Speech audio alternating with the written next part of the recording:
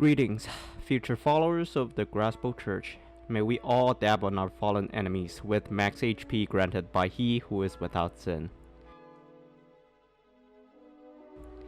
So there's a Reddit post a few days ago that raised my attention. It reads, I've always been interested in how the MMR game works. I've played roughly 3,000 games on my main account with a 52% win rate, and it took a couple of years to get up to its current 3,300 MMR.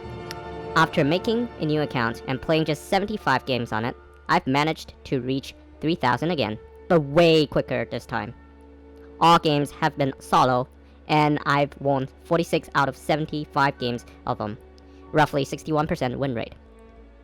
So to give you some context, let's first discuss what MMR or matchmaking rating means to league players.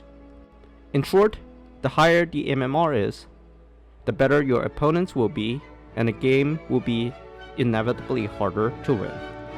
And Riot matchmaking system is aiming towards the goal of making the game quote-unquote fair for both sides, meaning the system determines that both teams should roughly have a 50% win rate for whatever champions they play.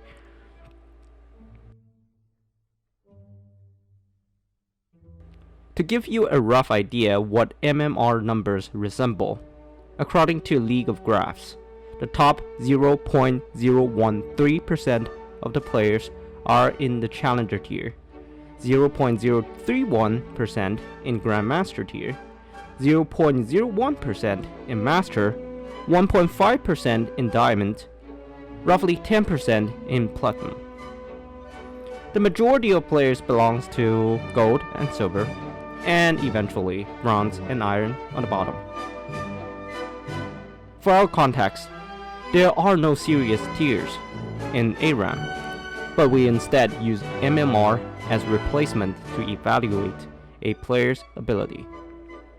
If you go to whatismymmr.com and type in your in-game name, there is a section for ARAM MMR progress and distribution.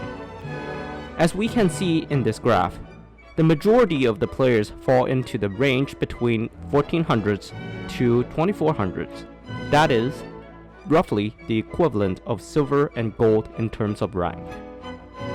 If we determine the top 1.5% players in ARAM as diamond, the MMR threshold for that would be around 2600. And for the top 0.1% player as master, the threshold for that number would be roughly 3100 MMR. So you might be wondering, if we win more ARAM games than we loses, we will climb up our MMR scores. Simple, isn't it? Well, that brings us to the second point. Unlike ranked games in Summoner's Rift, your champions in ARAM are randomly assigned. And of course, we know champion bias in ARAM exists. And although Riot did implement many balances and configurations to many low win rate champions and nerfed some higher win rate champions, the tier list still kinda looks like this. So you might be thinking, we should just dodge our games until we have good champions. That gives us better odds to win, yes? No. What we are doing right now on our channel is not going with the flow and simp those who are on top of the tier list. Instead, we break the odds and make unplayable melee champions viable again, by the mercy of Grasplord himself, and salvage those garbage champions from their abysmal win rates into murderous killing machines that tremble our enemies who constantly dodging their champion selections only to get a better team comp.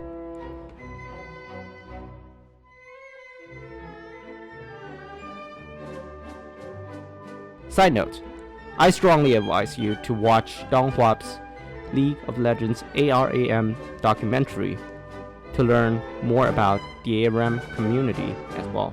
Link is in the description.